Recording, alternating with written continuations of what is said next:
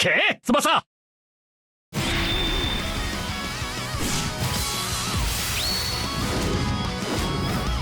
前よりさらにレベルアップした状態でフィールドに立つ。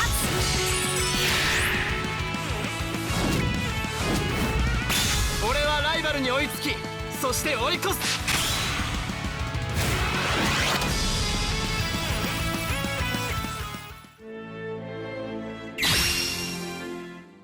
Welcome to another episode of Tsubasa. I am your host, Cronococloud, and this week we have dream transfers. Dream transfers are this weird thing somewhere between the Dream Carnival and the Dream Festival, and they're basically K-Lab's last-ditch attempt to get rid of your dream balls before the grand finale. Is it worth it? Let's find out together. Ike!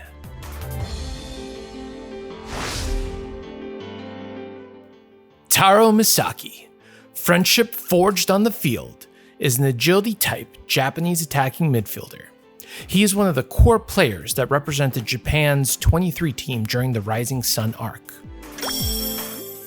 Hyuga is required for Misaki's 3% bond and his first ever S-rank volley, Meiwa FC Golden Duo Jumping Twin Volley. My goodness, that's a mouthful to say. Capped at 485 momentum. In addition, he comes with a couple of more abilities to strengthen his kit, such as enhanced special skills, providing a 15% skill force bonus for combination skills, and direct hotline Tsubasa, granting him a 10% stat bonus for his next action if he receives a pass from Tsubasa. Misaki is quite slow, with only 5.5k speed and weaker on tackle. Other than that, the rest are quite respectable. It only makes sense to play Misaki as your primary scorer, so improving his speed with Limit Break will help him get into the box. His parameters listed on the right of the table include a 10% hotline from Tsubasa, and all parameters are with our suggested limit break.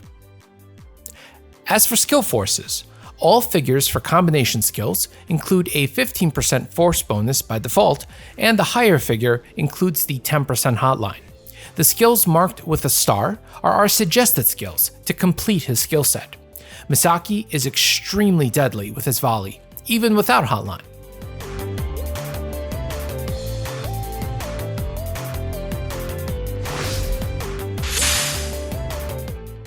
Final thoughts. Misaki is a nuke, pure and simple. Especially if you can feed him Tornado Sky Alpha so that he can pull off a combination shot no matter what kind of ball he gets in the box.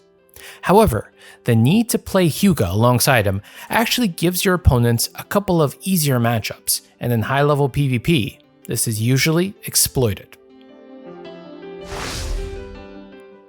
Juan Diaz, Miracle Goal-Getter, is an esteemed agility-type Argentinian genius that represented the Argentina U23 team during the Rising Sun arc. Unlike Misaki, Diaz's bond is more demanding, requiring 4 Japanese players while providing the same 3% bonus. His massive 50% Inside Master almost ensures that he will win every matchup if the correct action is picked, and his 20% stamina cost down encourages him to go for every ball. Lastly, Tenacious Spirit to make sure he improves his chances of scoring with every attempt, especially if it's with his extremely cost-efficient God Hand.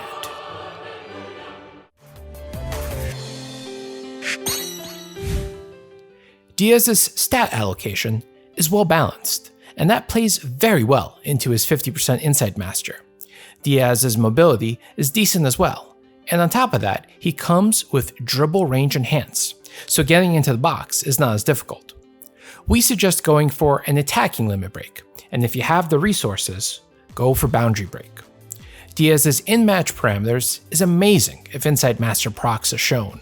We've included 2 stacks of Tenacious Spirit for his shoot parameters on the right, and excluding Inside Master since it doesn't apply to goalkeepers.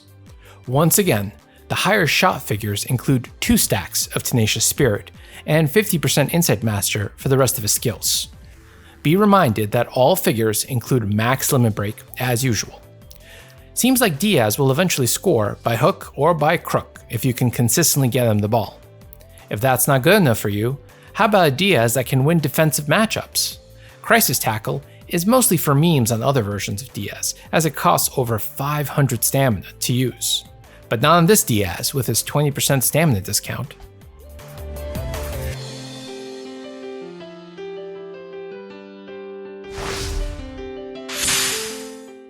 Final thoughts.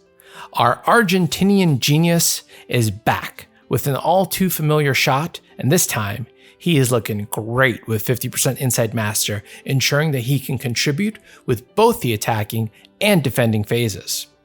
Pity there's currently no good Pascal, nor an S12 for him to make more unpredictable decisions when trying to break through the defense. And now, for Cronocloud's Corner. The Captain Tsubasa anniversary is kind of like a road trip that goes on way too long. Initially, you're really excited to go on this road trip, to hang out with your friends, see some new sights, go on an adventure together. But then it keeps going and going and going. And you're like, oh my goodness, let me get off this crazy ride. Thankfully, anniversary is almost over. But, K-Lab, if you're listening, for the love of God, keep anniversary to 1 month. This is too much. It's exhausting.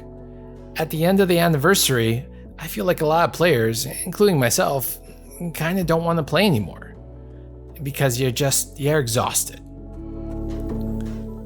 Having said that, credit where credit is due, you didn't break the game like last year. So good on you for somewhat balancing your game. We would like to thank all of our members on Patreon and YouTube. Please consider supporting us on Patreon or YouTube. Links provided in the video description. Thankfully, we're almost at the end of this trip together, folks. SDF is going to be next week, and I'll be right there alongside of you every step of the way. Till then, may the gacha gods bless your pulls, and I'll talk to you soon. Cronocloud signing out. PK!